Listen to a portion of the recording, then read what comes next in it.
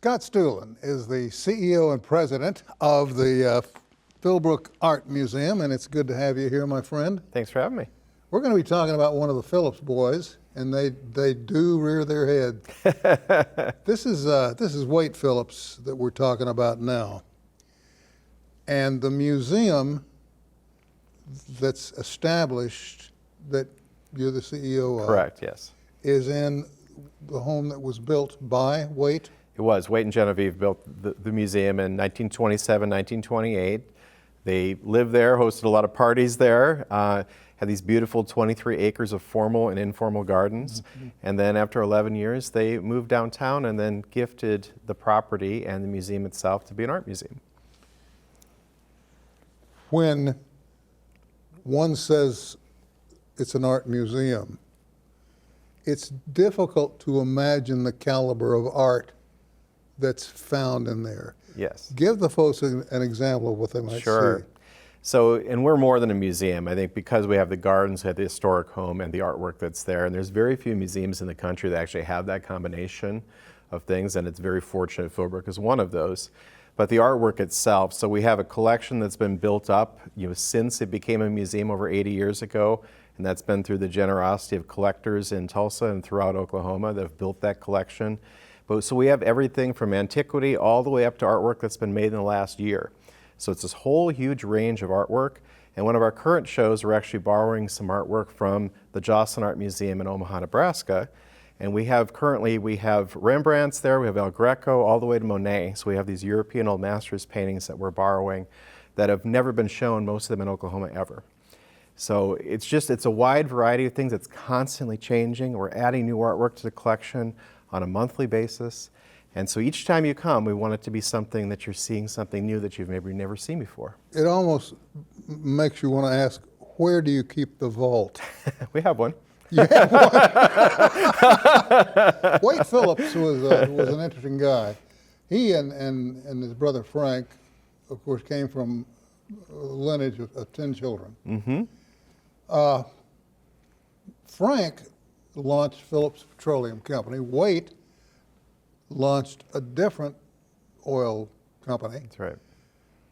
He also changed the skyline of Tulsa, downtown Yes. Tulsa. I'll get to that in a minute. But he closed a deal. This is, I think, early 1920s, mm-hmm. for $25 million, unheard of. What was that all about? I don't know exactly all about that. You're going to know more about that than I do, some of the back history there. I really kind of pick it up when it becomes a museum and less of some of that back history. So educate me, tell me a little bit about that deal. I don't know. I was curious about, I was told that he had holdings and oil interests, mm-hmm. and grew bored. Yes. And decided to sell it. Mm-hmm. And it just rocked the financial world. Yes. Because it came out that he sold it off for $25 million. Uh-huh. Now, by today's standards, yeah, that's a lot of money. Yes. Back then, it was unheard of. Correct. To have a sale go through for $25 million, as though I said, hey, loan me $5. Right. Boom. Golly. No, fascinating, such a fascinating person. And then I think what we're really fortunate with Philbrook is being able to have that generosity, mm-hmm. of thinking about, building this incredible property and then only living there for 11 years. Well, did he build it? Built it with obviously architects and and help with it, with both landscape architects. But yes, he did build it, yes, on that property. And if you come to the museum, we actually have a room downstairs that talks about the complete history of it. So you can, mm-hmm. actually see from before the Phillips had it, when they owned it, and then when it became a museum, we kind of lay all that out there. But to be able to have it and then give it to the community, who embraced it and turned it into the museum that it's become and still is today. He, like his brother Frank, had a big interest in the Boy Scouts. That's right. And they were both major contributors to the Boy Scouts. Yes. And as I understand it, when Wade passed, mm-hmm. he left a major contribution to the Boy Scouts. That's right. And there's the Philmont Ranch that's in New Mexico that is kind of a sister to Philbrook. Mm-hmm. And if you come to Philbrook and you go down into the lower level, there's the Santa Fe room, which is one of the rooms that is really pretty much how it was when Waite was there. No We kidding. kind of call it Waite's man cave that's down in the space. Yeah. And if you look into that space, there's a mural on the back wall that actually depicts Philmont, so its sister place. So next time you're there and you go down and look, and you'll see it, it's this little sister of Philbrook that's there, that is the Boy Scout Ranch. Waite was also a secretive man. Of course, Frank was too. But Waite is responsible and credited with the underground tunnels in downtown Tulsa, as right. well as the Phil Tower. That's right. And we've got a few of them too at the museum. Really? Yeah.